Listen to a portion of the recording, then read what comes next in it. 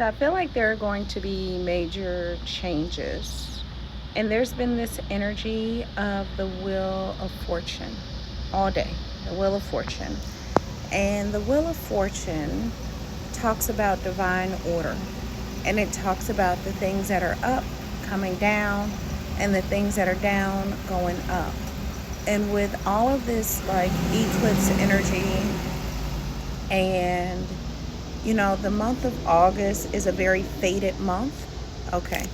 And that's why this energy is coming to me, because there's a lot that I've been like channeling that I haven't really sat with, and I was like, I'll just talk tomorrow. But the Wheel of Fortune is so, I feel like there is people's destinies are being like opened up, but I also feel like people are going to fall. Like I feel like there's going to be this rise and this fall of energy that is very ordained by God, by just the phases of life. There's another energy that, Stasia? yes, Perfect. I got your order. okay. There's another energy that is very present of like, Sorry, I didn't realize you were out here. no, it's okay. There's this other energy that is present. Sorry, I'm getting food, so that could be important. Barbecue could be important. There's a new restaurant. They are like doing all this stuff around my house, and so there's like it's packed, and I'm like, let me go grab me some food. But they don't pay me to promote them, so we're gonna just also. So there's this energy of perspective when I've been. So I study the energy before I talk about it. So I am writing like horoscopes for everybody. That I want to drop 6 tomorrow and then drop 6 on Sunday.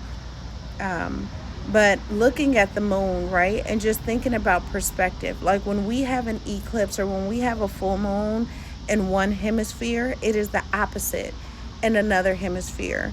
And so there's just this energy of like perspective.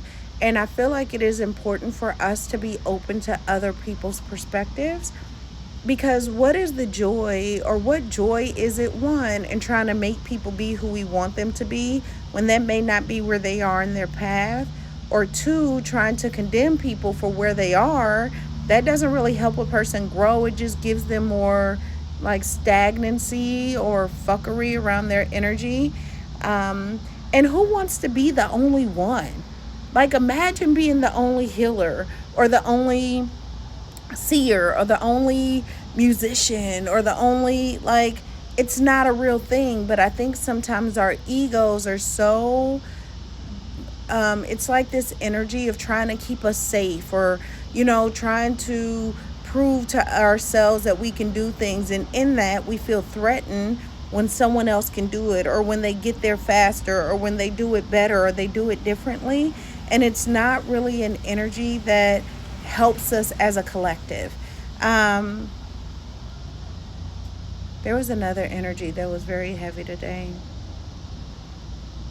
But I'm going to do some. Tomorrow's the 8/8 portal. I am definitely going to fast and all day and do like my spiritual bath and do some work on my own energy. And I will come back and do some channeled messages. I may do a Wheel of Fortune reading later tonight, because that energy is very heavy. And I'm curious, like, I just think that we're about to watch a lot of things fall. And in that, know that it is divinely ordered and orchestrated, because God is very present as well, and has been, like, not, just like the source of things, the like things falling into the alignment and place that they need to be in for all things to thrive in the new frequency. Oh, okay. So there's this energy that it's like they also want you to learn to be more authentic and not performative, right? So they were, and there's another energy coming through around love, which I'll tap into later or tomorrow.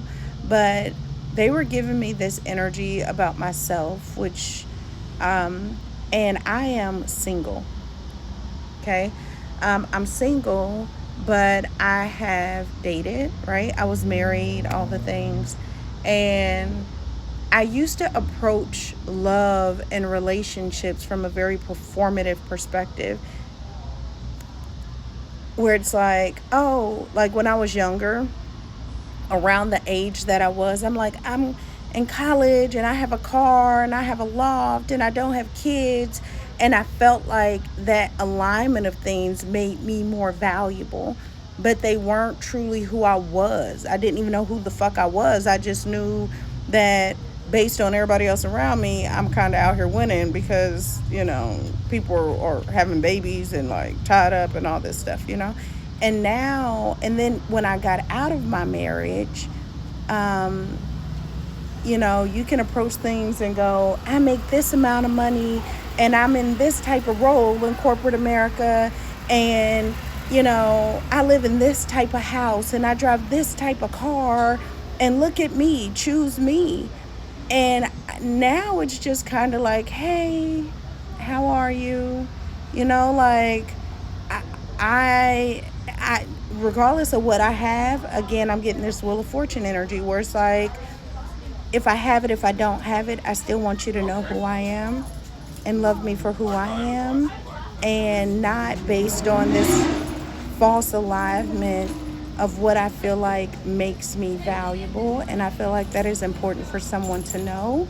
You are valuable just because you exist. You deserve to be loved because you're a beautiful soul. You deserve the world because you exist here, and that is how God loves you.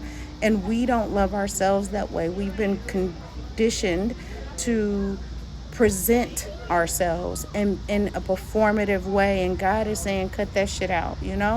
And I know I just shared my story, which they make me tell my business, which is fine.